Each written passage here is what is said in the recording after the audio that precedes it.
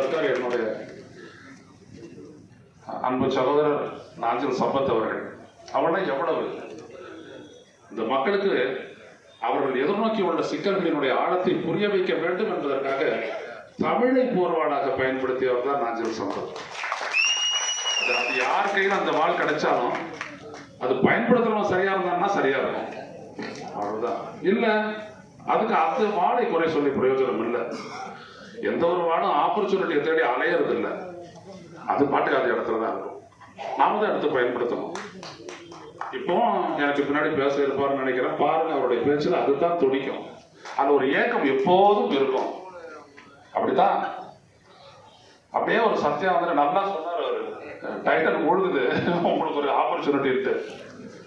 அது எப்பொழுதுமே அப்படிதான் நம்ம நினைக்கிறோம். ஒரு நிகழ்வை கண்டு நம்ம வந்துட்டு தோல்வி அப்படிதான் நினைக்கிறோம். சத்யாவை பொறுத்த வரைக்கும் நிமிர்ந்து நின்றார் பார்த்தீங்கன்னா, அவர் அழுது போது கூட எனக்கு வந்துட்டு சரியான கோபம் வந்துச்சு. சத்யா ஏன் அழுவணும்? எதுக்கு சத்யா கண்டிச்சு? என்ன தப்பு பண்ண?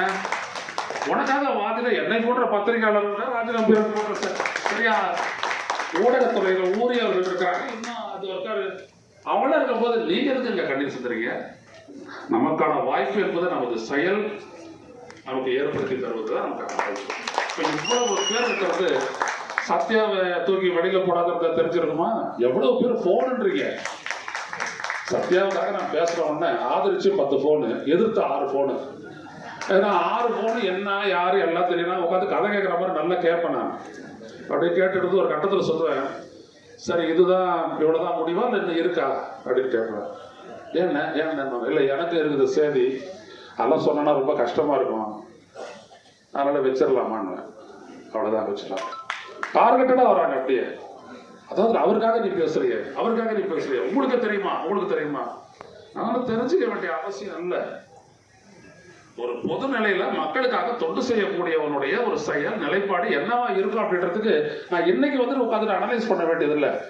30 வருஷமா நான் பார்த்துட்டு இருக்கிறேன். ஏழு பிரச்சனை ஆனாலும் சரி, வைகோ எங்கெல்லாம் நடந்தாரோ வைகோனுடைய நிழல் கூட சில நேரங்களில் இல்லாமல் இருக்கலாம், சத்யா கூடவே இருக்கிறார்.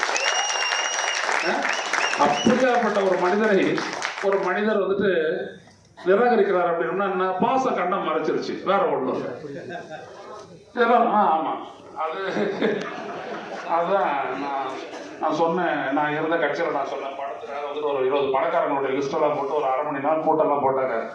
நம்ம கட்சியை கூட அது வந்துட்டு பொருத்தம்ன்றதுனால நான் சொல்ல வரேன். அப்போ நான் பேசாதே இருந்தேன். என்ன ஐயா பேசாதே இருக்கிறீங்கன்னு? இல்லை நீங்க பேசி முடிங்க அப்படின்னு. சார் 2 கூட்டத்தை தள்ளி வச்சுட்டாரு சீமான். அப்புறம் என்ன ஐயா ஏன்